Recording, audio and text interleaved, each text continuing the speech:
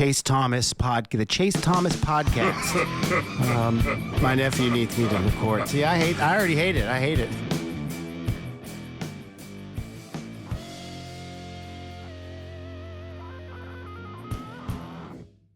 Lance and the Trey Lance era in San Francisco is over before it got started here. Evan, is that where you're at? Sam Darnold clear number 2, Brock Purdy QB1, Trey Lance conspiracy theories that Kyle Shanahan had him throw more than other quarterbacks. We're not doing that.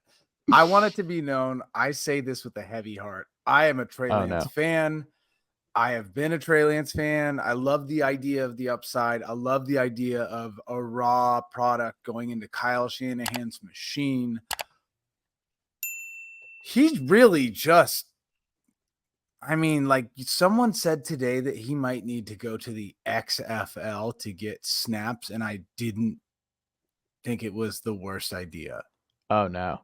Well, because it's like his point was not he needs to play in the XFL, but his point was, where in the NFL right now is he going to get the snaps that, as of yesterday, he looks like he desperately needs? Where is he going to go? He needs, like, the tweet that I saw that I think gives really the most understanding to it. Geno Smith had more snaps last year than Trey Lance has had in his entire football career going back to including high school. Mm-hmm. And, I think in a world, you look at the intangibles, you look at the size, the strength, and you're like, small school. I'm an eternal optimist. I've always been an eternal optimist. It's why I was a fan of Alex Smith. It's why I was a fan of Colin Kaepernick, right? Like, that's why I always believed in Jimmy Garoppolo. That's who I am. Eternal optimist is my shit. And even I saw Trey Lance last night and was just like, you could just see it. He hesitates. He just is not, he's slow to react. He just doesn't feel comfortable. And how does a guy in the NFL who is not, literally Sam Darnold looked better last night. It's a limited thing, a lot of variables, right? Like he threw a dime. There was one. Sam clearly had more time, but like when you're in that position, you got to just rip it. You just got to throw the ball.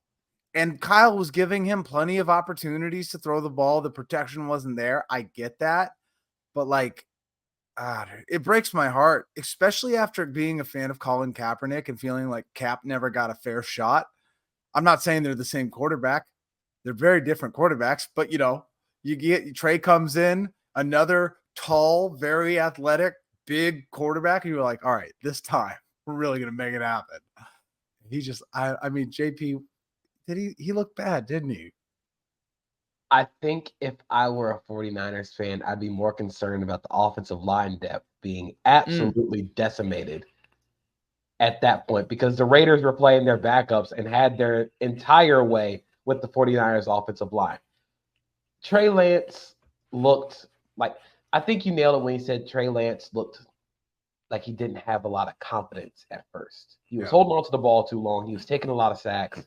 That's something that just, he looked like he didn't have a lot of confidence. But you could see when they started to go to the quick game, got the ball out of his hands. There were a lot of passes they threw over the middle that showed his aggression, and that's where I really think his biggest issue is. He is far too aggressive throwing the ball over the middle. I think that's cool that you can do that. I'd rather talk a quarterback down than talk a quarterback up to throwing the ball aggressively over the middle. The problem with that is Trey Lance will throw the ball over the middle regardless of who is there, including players for the other team. That's gotta stop. You cannot turn the ball over in this offense. That's really the one thing that you can't do as a quarterback in the Niners offense. I am not ringing the alarm bells yet, mainly because it's the first week of the preseason, 1, and 2. Again, the offensive line was horrendous. That is a very big issue. If one of the 49ers starting offensive lineman gets hurt, there's a major problem there because the offensive line depth is really bad. But there were some discouraging things. There were some encouraging things. I'd say it was just You was just And again, Sam Darnold don't start with me on Sam Darnold. Don't do this with Sam Darnold with me. Don't do this. I'm not doing this. You will not do this to me. Give me like another week. Can he just be the backup and just never start? Well, I think that's the plan, right? The plan is for him to be the backup. Well, yeah, but it's the 49ers. So what does that even matter? Well, backup means like just keep the seat warm because you're going in week 8. Like, no, but like I'm telling you, I want like a Chase Daniels backup. I had to say a Chase Thomas backup. I was like, I'm not you don't want me ripping. No, I don't want that. No, I definitely want a Chase Daniels, not Chase Thomas, sitting there with a nice cup of tea on the sidelines, writing in his journal, taking in the moment. No, I want Chase Daniels. Never sees the field.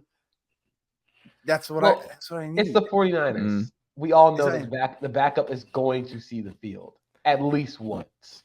The backup is QB1 at Jace in San Francisco. You just gotta hope that it is against like the Cardinals or something. What do you think happens here then, Evan? Do they trade Trey Lance before the year, or do they just ride it out and he's just QB3? I don't want us to keep talking over and over ad nauseum about the thing that we've all talked about. I want to talk about after we saw last night, if it continues to play like that, who's going to pay for their actions? Like, who is going to be held accountable for drafting Trey Lance and trading away 3 first-round Someone picks? tweeted about this where they have unbelievable job security. Like John Lynch and Kyle Shanahan are just like foolproof. But they are pretty much. But listen, Kyle is you can't. Kyle's untouchable. Yeah. And hey, maybe John Lynch is too. But like, I want an assistant fired, man. Like, I want a scout fired. He wants names. Heads have to roll. Someone has to take the fall for this. I agree. Like there needs to be a fall guy. Like somebody's gonna have to. If this entire thing just straight up goes down the toilet and Trey Lance is indeed bad, you're gonna have to answer that because you gave up 3 first-round picks and the Dolphins turned one of those first-round picks into Tyreek Hill. That's not great. You know that's not great. The 49ers could have Micah Parsons right now. They could also have a quarterback, maybe, Justin Fields, who I wanted from the beginning. They could have Justin Fields. Literally, the only thing we were hoping next year, and you'll be fine. The only thing we were hoping is that Trey Lance could run, and he can't even do that. At least Justin Fields can run. Jarrett, you have a mouth and a voice. I believe you should speak. I want to hear your thoughts. I don't know, man. Like I said last time we talked about this, I'm very over it. And the day that Trey Lance gets traded is going to be better for everybody, just because I'm ready for this to be done. Like the thing about like him getting traded is who is going to trade for Trey Lance after Minnesota. Seeing what I was going to say Minnesota actually jumps out the most to me because he can sit for a year. Goes to a similar offense with Kevin O'Connell. It's a similar thing. Sit behind Kirk Cousins for a year. We say this with Minnesota all the time, but why would Minnesota trade capital right now for Trey Lance? Well, because they're going to get him on dimes on the dollar. Yeah. No, I'm saying, what's their succession plan for Kirk Cousins right now, though? That's the thing. Like, if you can trade like a 5th-round pick for Trey Lance and have like maybe a shot at a guy who can be decent enough to be a starter, I don't know if they're going to be bad enough to be in the top 5 to take one of these guys in the coming draft. So listen, if you take a flyer on Trey Lance, why not? But how about this? Let's get creative. Hold on, wait. Let's get creative. It doesn't have to be Trey Lance for a high pick. It could be Trey Lance and one of our 7 running backs for a high pick. Tell me the Vikings don't need running backs? I'm just wondering, like,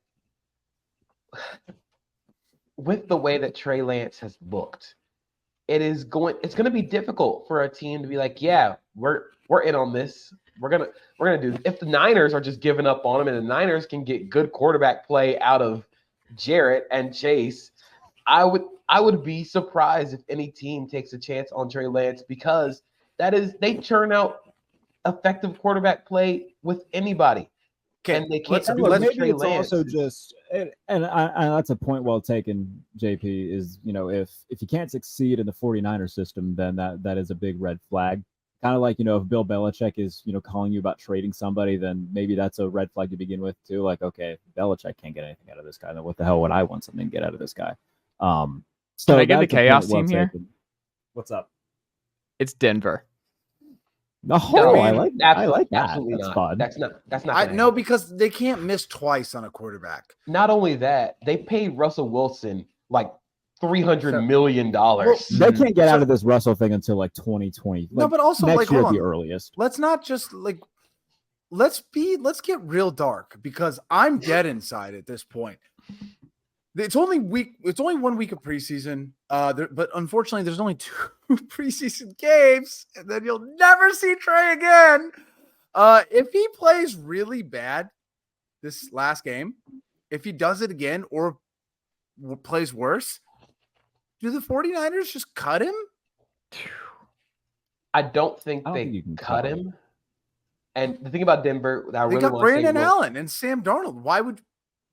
The thing about Denver that I want to say real quick is Russ is technically under contract until 2026. That's the only potential out that you have on that Russell Wilson contract. If you don't do it then you're waiting until 2029 when he's 41 years old. They're not trading for Trey Lance. Like they are in for Russell Wilson until Russell Wilson decides he is out.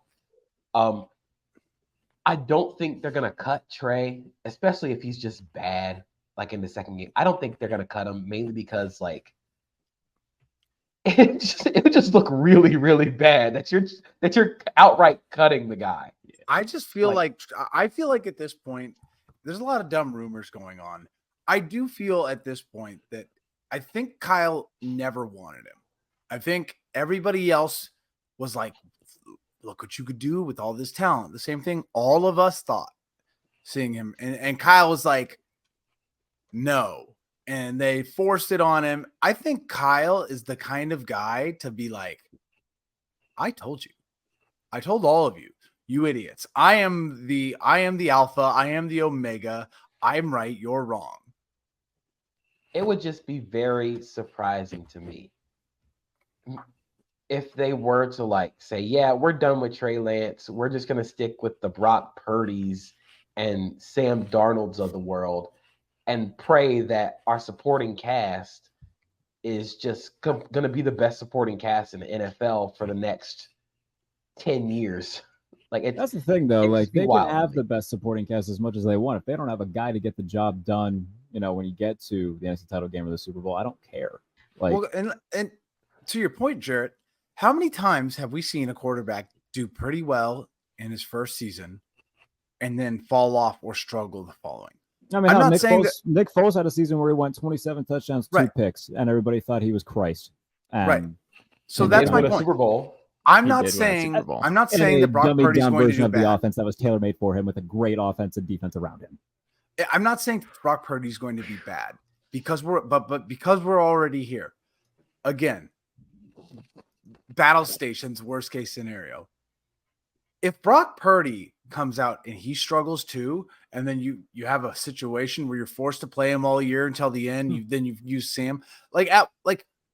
Again, who is going to be held accountable for 8 years of Kyle Shanahan that has only resulted in CJ Beathard, Nick Mullins, Brian Hoyer, Jimmy Garoppolo, Trey Lance, Sam Darnold, and then Brock Purdy? So, the reason no one gets held accountable is because you went into the NFC title game 3. That's what I'm saying. It's sure as hell going to be Kyle Shanahan. Yeah. So my thought is, if heads do have to roll, and like San Francisco just cannot find an answer at quarterback, I think John Lynch is gone before Kyle Shanahan. Without a doubt. I don't think they fire Kyle, period. I don't think they fire Kyle. He is too Teflon in terms of like, I can turn chicken shit at quarterback into chicken salad. But the only thing is, I don't want Kyle to be fired. But, eventually, I don't know. Like, it's like at least Andy Reid, when he was in Philadelphia, had quarterbacks throwing the ball well. And it was like, okay, you were getting close, but you can't make it. And Donovan McNabb was still playing well. Like, sure, yes, they're going to the NFC Championship game, but they're losing because of the quarterback.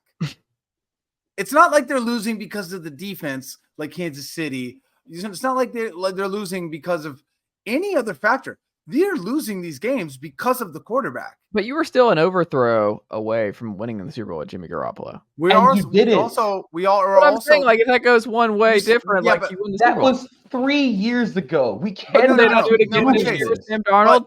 Can Sam Darnold not do it again this year? Super Bowl winning quarterback Sam Darnold? No.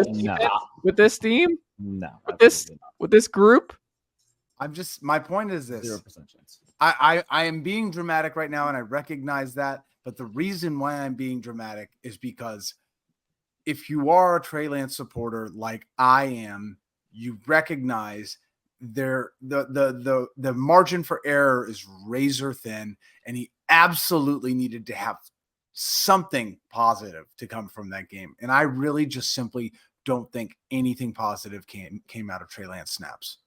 I think there were a few positives. I don't think it was like everything. The fact that you can't even just give me a definitive there were positives is all. Yeah, I said it earlier. I think you're like, I think the aggressiveness. You're waving your head. I think the aggressiveness throwing the ball over the middle was very cool. He ripped a few passes to Chris Conley over the middle that I thought was really cool. He did. I thought he got a lot more under control in the quick game. It's just, he takes a lot of sacks. That's going to be an issue. It was an issue with Justin Fields last year where he took a lot of sacks, mainly because the offensive line stunk, but he also held onto the ball for a long time. So we'll see with week 2 because Trey Lance is probably going to play again. And if he doesn't play good that week, it might be curtains. Who are they playing this coming week in the preseason? Let's see. They play the Denver Broncos. Why'd you look at that? And look, this is that dress rehearsal game, and we know Peyton's going to play that starting defense. The Broncos' starting defense is good. That's going to be a hell of a litmus test. I mean, the Raiders' defense looked like. They looked like the 1982 Chicago Bears or whatever, 19 whatever. Like the Raiders' defense was destroying that line. So if you're going to get a real defense. And Trent Williams will not be playing. You at least got to have like a few. By the way, the one thing I will say about the offensive line, as long as Trent Williams is playing, it does not matter. And I also think that offensive line depth outside of like 2 teams in the league is a myth. Like that's a problem. That's what I'm trying to get at. Offensive line depth at the NFL level is a major problem. JP, food is expensive. Look at that inflation. Do you understand how much it costs to get kids to weigh that much? Do you know how much food it costs to get your kid to weigh 350 pounds? That's where I'm going. You just don't find a lot of guys who are like 6'4" and 300 plus pounds. You just don't find guys like that walking down the street because all those guys play in the NFL. They're playing in the NBA now because it's too expensive to eat that much food. Have you tried to buy strawberries lately? Oh, they're major. Problem with fruit though is it just goes bad so quickly. You really got to dive in. That's the one downside of fruit. Fruit. I made the mistake of buying organic strawberries. Strawberries already, and I was like I put them in the fridge and like took a shower and came back and they were bad. Yep. Yeah, that's not great. Kind of like Trey Lance. Jarrett, your biggest preseason week 1 overreaction is what? Biggest preseason week. This whole thing going on in the NFC North between Packers fans and Bears fans having the ultimate mid-off between their quarterbacks right now. Like Bears fans are soiling themselves by Justin Fields' stat.